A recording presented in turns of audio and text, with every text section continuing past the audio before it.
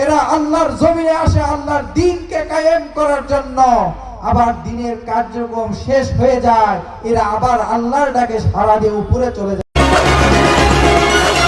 সান media production. রাসূল আকরাম সাল্লাল্লাহু আলাইহি ওয়াসাল্লাম বলেন যে আমার ইচ্ছা হয় জিহাদ করি, শহীদ হই, আবার যদি জিন্দা হই, আবার জিহাদ করি, আবার শহীদ হই, আবার যেন জিন্দা হই। বলেন সুবহানাল্লাহ। কারণ শাহাদাতের মওতের চাইতে, এর চাইতে উন্নত মানের মওত পৃথিবীর জমিনে আর নাই। বলেন ঠিক কিনা? তাই আপনাকে আমাকে জিহাদের জন্য প্রস্তুত হতে হবে। বাংলার জমিনে দ্বীন ইসলাম কায়েম করার জন্য আপনাকে আমাকে প্রচেষ্টা করতে হবে। বলেন ঠিক কিনা? আপনি আমি যদি প্রচেষ্টা চালাই, আপনাকে আমাকে আল্লাহ রাব্বুল আলামিনের মদদ রহমত দিয়ে আপনাকে আমাকে বিজয় দান করবেন কে? আল্লাহ রাব্বুল আলামিন আপনাকে আমাকে বিজয় দান করে দিবেন। তাই আমার আল্লাহ রাব্বুল আলামিন বলতেছেন, যারা মুমিন বান্দা, যারা ইমানদার বান্দা, তাদের মরণের কোনো ভয় নাই, তাদের কোনো কিছুর ভয় নাই। তারা একমাত্র ভয় করবে কাকে? বলেন আল্লাহকে ভয় করবে। তারা আল্লাহ পাককে ব্যতীত তারা কাউকে ভয় করবে না, কাউকে পরোয়াও করবে না।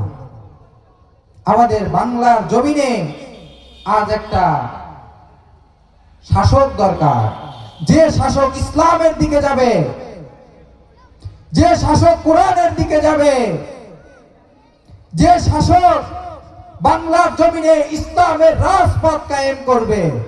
আমরা 95% মুসলমানের বাংলাদেশে যদি ইসলামীয় রাজপথ যদি কোরআন না হয়, এর চাইতে দুর্ভাগ্যজনক বিষয় আর বাংলার জমিনের মানুষের হতে পারে না। প্রচেষ্টা করতে হবে, মরণের ভয় ছেড়ে দিতে হবে। মউত কার কোন হালাতে হবে এটা আপনি আমি জানি না, কিন্তু আল্লাহকে বলতে হবে, আল্লাহুম্মা রযুকনি শাহাদাতান ফি সাবিলি ওয়াজআল মাউতি বি বালাদি রাসূলি। বলেন সুবহানাল্লাহ। এটা ওমর ফারুক রাদিয়াল্লাহু তাআলা তিনি সবসময় পড়তেন। তা আল্লাহ রাব্বুল আলামিন তাকেও কবুল করে নিয়েছেন। বলেন সুবহানাল্লাহ।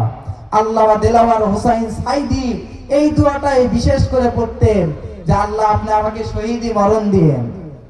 শহীদি মরণের মর্যাদা পাইছে কি পায় নাই? আমাদের বাংলার জমিনে এই দ্বীন ইসলামকে কায়েম করার জন্য অনেক যুবককে, অনেক ছাত্রকে, অনেক মানুষকে নিরীহভাবে তাদেরকে শহীদ করে দেওয়া হয়েছে। আসলে যারা আল্লাহর পক্ষ থেকে আসে, এরা দুনিয়ার ভোগ বিলাসের জন্য আসে না, দুনিয়ার খাওয়ার জন্য আসে না, এরা আল্লাহর জমিনে আসে আল্লাহর দ্বীনকে কায়েম করার জন্য। আবার দ্বীনের কার্যক্রম শেষ হয়ে যায়, এরা আবার আল্লাহর ডাকে সাড়া দিয়ে উপরে চলে যায়। বলেন সুবহানাল্লাহ। কিন্তু আপনি আমি জিহাদ করতে গিয়ে আমরা ভয় পাই, জিহাদ করতে চাই না। 95% মুসলমানের বাংলাদেশে রাজপথ থাকবে ইসলাম, রাজপথ থাকবে কোরআন, সেটা যে দলই আসুক না কেন। আমি জামাত ইসলাম বুঝি না, হেফাজতে ইসলাম বুঝি না, আওয়ামী লীগ বুঝি না, বিএনপি বুঝি না। আমরা সবাই মুসলমান, এক ভাই আর এক ভাইয়ের উপরে ইনসাফ করে চলবে। বলেন ঠিক কিনা?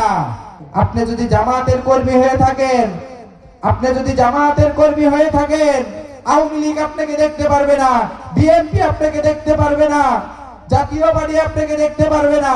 আবার আপনি যদি জাতীয় পার্টির যদি নেতা হন, জামাত ইসলাম আপনাকে দেখতে পারবে না, হেফাজতে ইসলাম আপনাকে দেখতে পারবে না, জাতীয় পার্টি আপনাকে দেখতে পারবে না। এই যে মনের ভিতরে একটা হিংসা বিবাদ চলে এসেছে, এই কারণে আমরা 95% মুসলমানের বাংলাদেশে আজও পর্যন্ত আমরা দ্বীন ইসলামকে কায়েম করতে পারি নাই। যদি এই সাপেক্ষে যদি বাংলার জমিনে জামাতে ইসলাম ব্যতীত যদি কোনো দল আসতে চায়, আসেন, কোনো সমস্যা নাই, আমরা ফুলের মালা বরণ করে আপনাদেরকে নেব। বলেন ঠিক কিনা? কিন্তু আমাদের বাংলার জমিনের লক্ষ্য হবে একটাই, দ্বীন ইসলামকে কায়েম করতে হবে। এই দ্বীন ইসলামকে কায়েম করতে গিয়ে আজ আমাদের শরীফ হাদি উসমানী ভাইকে শহীদ করে দেওয়া হয়েছে, তার মাথায় গুলি করা হয়েছে। তিনি বলছেন যে আমি মরার কোনো পরোয়া করি না, আমার দেশের মানুষের জন্য, ইসলামের জন্য, আলেম ওলামাদের পক্ষ নিয়ে আমি নারে তাকবীরের ধবনে তুলে আমি বাংলার জমিনে দ্বীন ইসলাম কায়েম করব, ঠিক কিনা?